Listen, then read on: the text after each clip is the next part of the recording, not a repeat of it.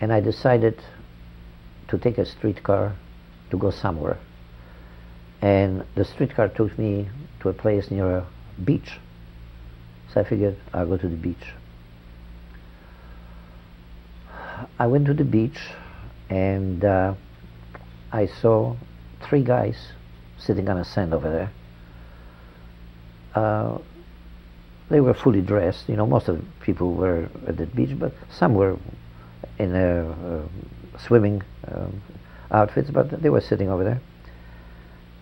So I approached them, and I just introduced myself.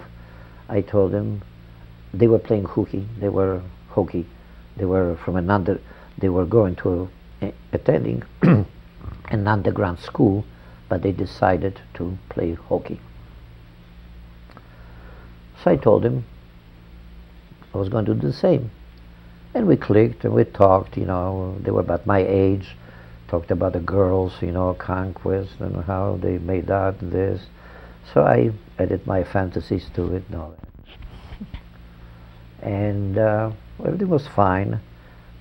All I was afraid, there were many jokes around the Jews at that time, and I don't know how I can keep my composure if there is subject of Jews, you know, because the ghetto was already burning and all that. Jews were on everybody's mind over there outside of the ghetto. But nothing like this happened.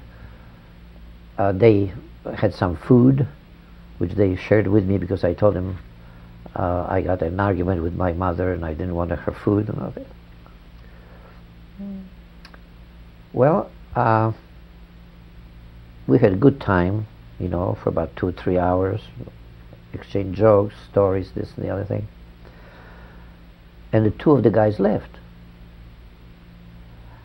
And I was left with this other guy.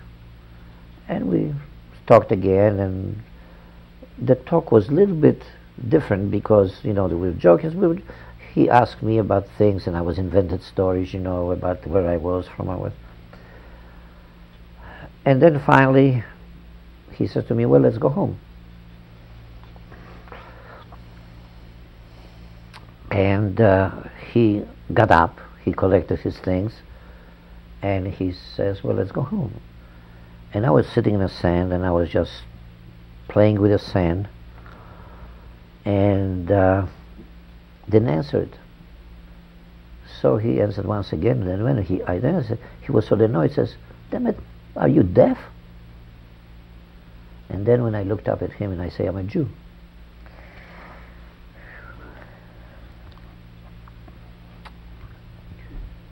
And I expect him, you know, as I mentioned to you, that the air was the anti-Semitism, the hatred. It was so, the air was so tense. For me to say I'm a Jew to a stranger, and there were some people still on the beach, all he had to say, hey, there's a Jew here. And there would be probably somebody over there that would be very, very happy to take me to the police station, or if happened to be a German, maybe kill me right then and there. It was unheard of.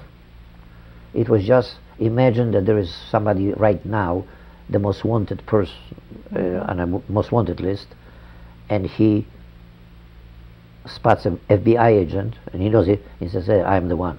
You know, that's what it was. And I expected him to yell, oh, there's a Jew here. And he bent down,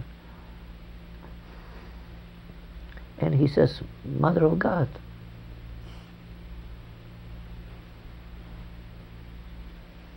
Mother of God, what are you doing here? And he took me home. He told me, we weren't talking on the way back at all. He paid for the streetcar, or he had some money. The only thing that he told me, says, my parents are at work. I can tell my mother, but I don't think how my father will idea. I'll take you home and see if we can help you. That's all was said.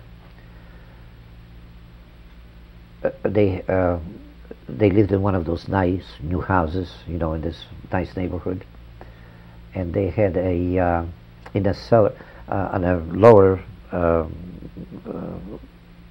level over there. They had like a shack, you know, like a cellar. And he said to me, "Go ahead, I'll put you over there. And when my mother comes in, I'll see how we can help you." When I heard him, the padlock on the other side, I almost died. Because I was badeo claustrophobic, and I thought, well, what did I do? I committed suicide. But at night came, and I saw the padlock unlock. It was already dark, and he brought 2 pillows and something, buttermilk.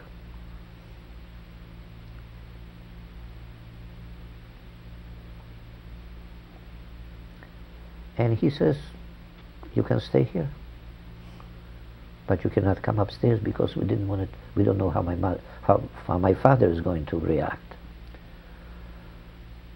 So again, I slept overnight. He came in, he unlocked the padlock.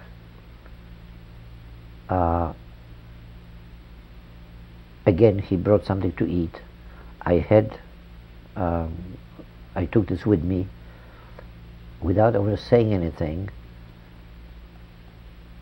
I was ready to leave because I thought I felt confined again, you know. Who knows, maybe he has something in mind, maybe tomorrow he will have his accomplice, you know.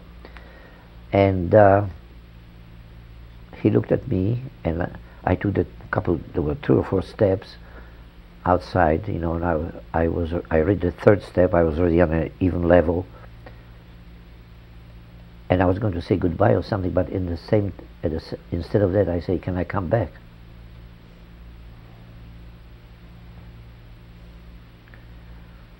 And they kept me like this.